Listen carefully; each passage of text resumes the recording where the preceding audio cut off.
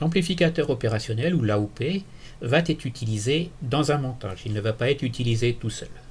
Mais on peut cependant considérer le montage le plus simple qui consiste à utiliser rien d'autre que l'amplificateur. Donc ici j'ai l'entrée plus, j'ai l'entrée moins, j'ai mon gain infini. Il est alimenté symétriquement par une tension moins VCC et plus VCC. On a en sortie la tension Vout. En entrée, on a deux entrées. Une tension ici VA qui arrive sur l'entrée plus et une tension VB qui arrive sur l'entrée moins. Et on a une tension Vin ici qui est entre les deux. Et donc Vin va être égal à VA moins VB.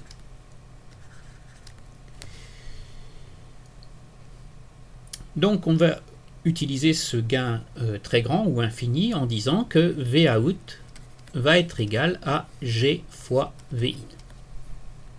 Ou encore égal à G VA moins VB.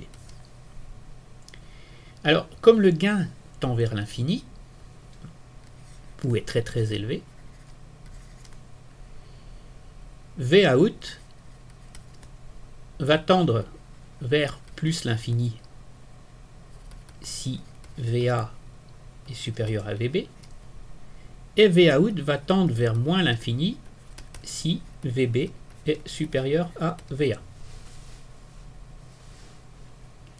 Alors, en pratique, le cas VA égale VB n'existe pas. Car il y a toujours un petit seuil de tension, une petite imperfection qui fait que VA est supérieur à VB ou VA est inférieur à VB.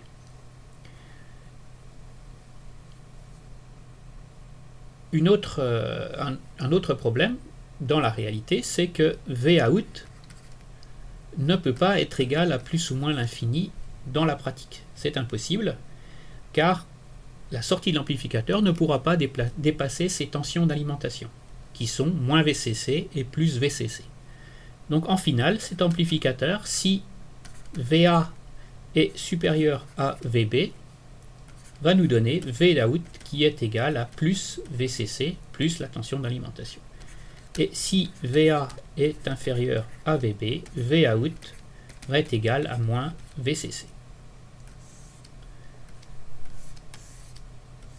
Donc voilà la chose qu'on peut faire en utilisant directement et sans rien d'autre un circuit amplificateur opérationnel.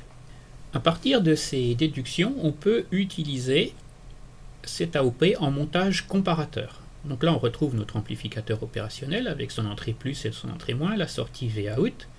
Et cette fois-ci, les tensions VA et VB précédentes sont définies par des ponts diviseurs. Donc si j'applique la formule du pont diviseur, je vais dire que j'ai une tension VA ici et une tension VB là. Donc VA va être égal à R3 sur R3 plus RC que multiplie VC. Et la tension VB, de la même manière, va être égale à R2 sur R1 plus R2 que multiplie la tension VC. Et donc on applique le résultat précédent. Vout égale plus VCC si VB est supérieur à VA, donc si V plus est supérieur à V moins. Et donc je peux écrire VB c'est R2 sur R1 plus R2 fois VC supérieur à R3 sur R3 plus RC fois VC.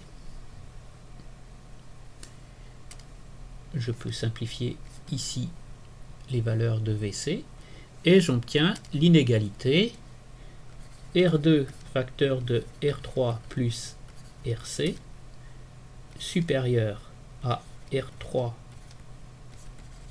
R1 plus R2, ce qui me fait une inégalité avec la résistance du capteur ici. Imaginons que RC soit une fonction de la température et soit égal à donc R3 que multiplie R1 plus R2 moins le R2 R3 d'ici moins R2 divisé par R2.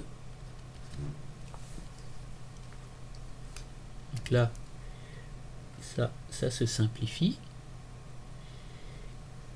Et donc, ici, si RC est supérieur à R1, R3 sur R2, Vout va être égal à plus VCC, plus la tension d'alimentation. Ici, alimenté en plus et moins VCC. Et si RC est inférieur, pardon, ici c'était supérieur, à R1, R3 sur R2, dans ce cas-là, Vout va être égal à moins VCC. Donc ce que l'on peut dire ici, c'est que on peut utiliser ce capteur RC ici pour déclencher un système. Si la valeur de RC est supérieure à R1, R3 sur R2, la sortie va être positive, et sinon elle va être négative. Donc ce capteur peut être utilisé en montage dit comparateur et permettre de déclencher une action en fonction de la valeur de la résistance du capteur.